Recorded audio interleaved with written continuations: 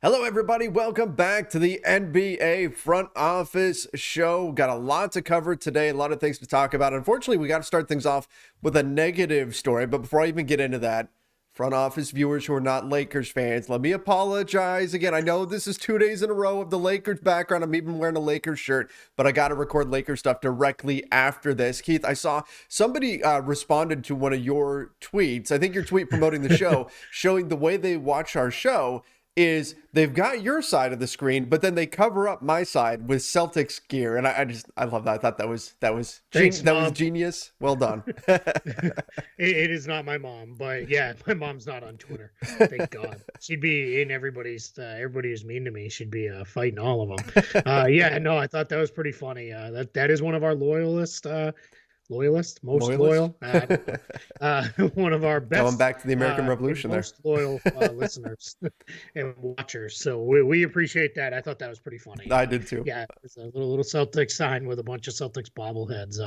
blocking out your half of the show. But that's she's still listening, so been watching. So we'll take it, right? That's so right. I'm sure there's some Lakers fan out there who's blocking me, which is fine. I'm good.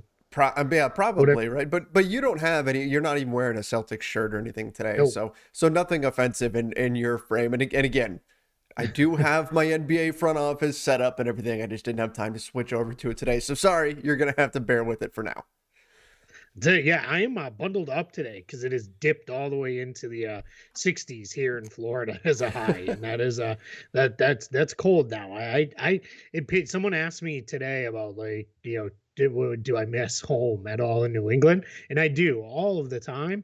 Except when I think about the weather, like I would Yeah. like to go visit the snow. That is nice to live in it, and to live in the cold. Yeah, I don't know that I can handle it anymore. I'm pretty weak on that end. Yeah, it's that part's not so fun. I know we're in the mid 60s here as well, and I went out and got a little exercise this morning, and I didn't even have to wear a sweatshirt or anything. I went, yeah, this is pretty nice. I'll take this. This will work. Um, Yeah. we do need to. Speaking of where you're located, Keith, some bad news. Brutal. Bad news regarding Jalen Suggs, broken thumb. Keith, it felt like he was just starting to really kind of get it, right? Right, start to get his Yep. legs under him, start to make the right reads and things like that. And now he's out with a broken thumb. This is going to be, I mean, it's not like a season-ending injury, but this is not going to be like he's back next week or anything like that. Yeah. Rough blow, rough timing, of course, for Jalen Suggs. No, for sure. And the thing is, when you're a team like the Magic, this isn't going to change anything wins and losses wise. And that's Sure. not what it's about, though. This is about Jalen Suggs is probably going to miss. They haven't issued a timeline yet, but my guess is, in looking at some of the things online, because it is his right thumb on his shooting Hmm. hand, it's probably going to be 4 to 6 weeks, maybe as many as 8 weeks. Um, that's just development minutes that are missed now for Suggs. The team is also without Cole Anthony right now. Yeah. So that's their two primary ball handlers that they're down. They're also down Michael Carter Williams, hasn't played yet this year, nor has Jonathan Isaac or Markel Fultz. Fultz is starting to play competitive again in competitive settings with other players and things like that. So looks like he's maybe getting closer, but we don't have any timeline for him or Isaac. Even each one more, who is signed as just kind of a veteran stabilizer type to give the roster a little bit more shooting. He's also out, so their guard depth is going to be severely tested in Orlando, and it's interesting because one of the things that we talked about earlier in the offseason after the rosters came together was, how are the Magic going to make this work when they are all healthy? Because you have Fultz, Hmm. Anthony, and Suggs, who are all on ball guys. And looks like maybe that's just going to be something that takes care of itself with injuries. So, yeah, really rough. And for Suggs, I'm glad you said, just starting to figure it out. Yeah. The game was starting to slow down for him.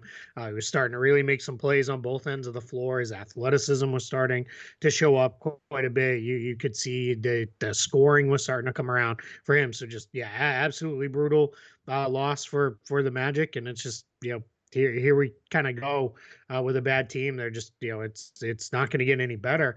Let me just one last thing too. Hmm. On this, they have missed the most games in the league due to injuries. And part of that's because Isaac and Carter Williams Sure. and Fultz haven't played at all, but they've also played the second hardest schedule in the league, which is, I mean, that's, put those two Insult to together. No injury. I mean, wonder the that's, team. yeah. Yeah, and they're already not good. So, you had not good, injured, and second hardest schedule. Yeah, they're 4-18. That maybe you should feel good that they're even have that decent of a record. Yeah, So yeah, that's certainly a tough situation. That's not only are they undersized or if they're compared to the rest of the NBA, they're going into a fight undersized. Lack of experience is there too, and now you're making them fight with an arm behind their back by giving them that schedule in the early going and the injuries. So this is not an easy situation for them. Cole Anthony again does sound more to be like game to game kind of thing. Maybe he'll come back from that sprained ankle soon, hopefully, because he's been a bright spot for them. But yeah, tough going early on for the Orlando Magic, now losing Jalen Suggs to the broken thumb.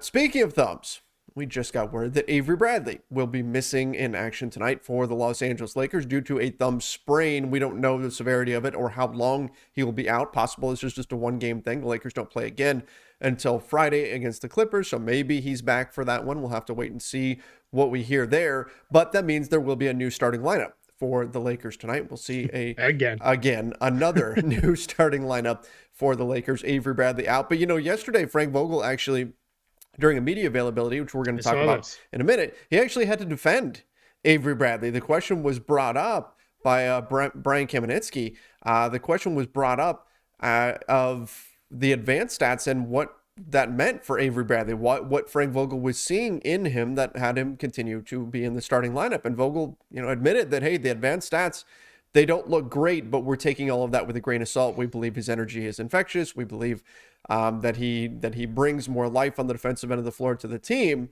despite what the advanced stats say, which the advanced stats say they are much better with him off the floor than on. So interesting. And now they get a chance to see what the other side looks like with Avery Bradley ruled out due to injury. It's really funny because that goes all the way back to his Boston days. Yeah. Excuse me.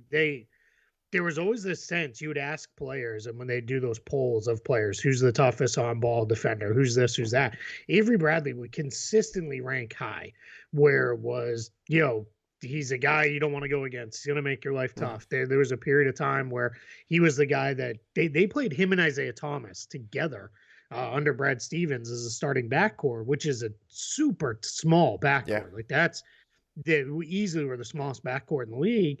But there was times when they basically said, all right, baby, you got Steph, lock him down. And they won those games in Golden State when the Warriors were kind of at the peak of their powers. And Avery Bradley was a huge part of that. And this is now we're seeing this come back up again of like, geez, all the numbers show, maybe you're better off not playing him. But yet, Brad Stevens trusted him, Stan Van Gundy trusted him, Doc Rivers, on and on and on. These coaches were content to play AB and put him in the lineup and give him a good amount of minutes. I mean, now he's down to a 20-minute a night guy or so-ish in that range. But it is very, very interesting to see that, here we are. Gosh, this is probably 6-7 years after that initial kind of conversation. We're back having the same conversation again of, is a team better without Avery Bradley? Yeah. And the Lakers will get a look at that tonight. We'll see who they put in. Maybe my guess, and this is just that, it would be maybe Wayne Ellington jumps into the starting five, something like that. I guess they could go back to Kent Bazemore, who's been out of the rotation, if they want to keep their bench rotation the same. But we'll see where they go here. Who knows? Maybe even HBK, Austin Reeves, gets a look there. Remember, too, at the beginning of the year when we talked about the Lakers as the roster came together, we both, I think, thought Wayne Ellington would be the guy who would start because you needed someone who didn't need the ball, someone who was going to be kind of your designated shooter type in that grouping. So, yeah, I'm curious to see where that goes as well. And it's I mean, again, I get it. I know what the numbers say. So I fully understand that. But it just feels like this is kind of another blow to a defense that hasn't quite come together the way I think we thought it might. I think we thought this team would be, if nothing else, top 10 defensively and really pretty solid on that end of the floor. And part of that is Trevor Ariza hasn't played yet. And sounds like it's going to be a while still before we see him play. Yeah, we got quite the surprise yesterday. We were doing the media availability And Frank Vogel comes in, he does his thing, and there were questions asked about Trevor Ariza, and then suddenly Vogel leaves and the empty chair gets filled by Trevor Ariza. He pops in and sits down, and we hadn't seen him since media day.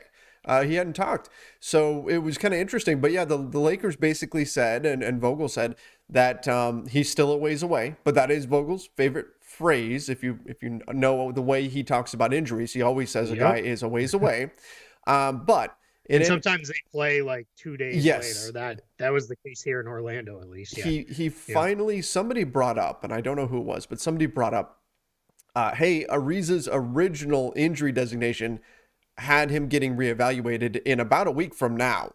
So are we still on that timeline or what? And that's when Vogel finally kind of gave a little bit and said, well, yeah, we're still on that timeline. So I am hoping to know more information kind of within the next week or so in terms of when he'll be coming back. So still a ways away, but it sounds like a return is indeed getting closer for him. And interestingly enough, Vogel said he thinks Ariza is the key to unlocking a lot of things for the Lakers, specifically running Anthony Davis at center because he can put Ariza on the other team's best wing and allow LeBron James to not have to do that. Now, again, maybe, and that might be a little bit of wishful thinking, assuming a 36-year-old Trevor Ariza is going to fill that big of a role and make that big of a difference, but that is what Vogel is saying. So, yeah, 36 years old in year 18. And coming off an injury.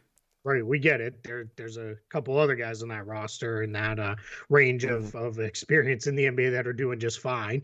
But yeah, that's kind of questionable. And he didn't look necessarily, great, I guess, in his last, run. He was okay in Miami, but there were times when I don't think he gave them exactly what they were hoping for, as far as being a defensive guy. But it was clear the Lakers' plan was to be able to, whether Ariza started or not, but to be able to play a lot of AD at the 5 with Ariza and LeBron at the forward spots, kind of interchangeable there for those two, and then Russ and probably a shooter. What was likely the plan there, and I still think that probably is their best grouping when you get there, whether that be Wayne Ellington or Malik Monk or maybe it is Avery Bradley. I don't know, but I do think that's probably the best lineups they can go to. So we'll see, because they're back to playing two bigs together a lot, starting AD at the 4, and and I don't even hate the idea of just AD starting games at the 4, right? Because I think playing him at the 5 too many minutes, you're asking him to be worn down. It's just not good. We already know. I mean, he's not. I mean, what was the stat the other day? Kirk Goldsberry had. He's basically the worst shooter in the league. I saw that. Like, it's, and it's watching the games, it kind of makes sense, right? Like, I think I tweeted something like, this is one of those stats you're like, this can't be accurate. But then when you think about it, you're like, well, maybe this season he's not been good shooting the ball. Yeah, a lot of long twos that aren't going in, and it's so you do start to wonder a little bit. But yeah, let's see where the Lakers go from here health wise. Moving over from the Lakers to the Nets, Blake Griffin, understanding that his role has been reduced, and LaMarcus Aldridge has moved into the starting 5. We've talked about this before, Keith, but Blake Griffin was not super effective for the Nets, at least not to the degree that he was last season. So he'll have an opportunity to play his way back into minutes. But for now, the Nets are going with LaMarcus Aldridge. Yeah, and I think just like LaMarcus Aldridge wasn't complaining about coming off the bench, he was just talking about it was hard. Blake kind of basically said, like, I get it. Now, he did say being completely out of the rotation, he didn't expect that. He, I think, gets the reason to start Aldridge, especially with Joe Harris out. I think he even referenced that, but him then saying, like, I didn't expect to be completely out of the rotation. But yeah, I mean, there's just no other way to put it. He's been bad this year. As good as he was for the Nets last year, he now looks like a worse version of Pistons Blake Griffin at the end. So, it's my guess is that, as I was trying to explain to someone the other day, we're at the quarter pole of the season. There's still 3 quarters left of this year. It's still November as we're recording this, last day in November. It's not like nothing is set in stone. Like, he'll come back around and be in the rotation again at some point, if for no other reason than one of these older front court players for the Nets will go down with an injury or something like that. But yeah, as of right now, out of the rotation. All right, so with Griffin out of the rotation, LaMarcus Aldridge gets his opportunity there. But speaking of former star big men, DeMarcus Cousins, officially a Milwaukee Buck. I saw he is questionable to play for the Bucks. I believe it's tonight. But sounds like he's going to be up and running pretty soon here for Milwaukee. Yeah, it's not. I think it's tomorrow. Oh, is it tomorrow? Okay. Yeah. Yes. No, you're right. Yeah, there's not many games on tonight. It's tomorrow. Yeah. Yeah. So tonight's big one is the Warriors Suns game. That's a what a matchup that should be. And I get if Lakers Kings goes 3 overtimes again, that would be a good one. I was going to say, please don't put that on me.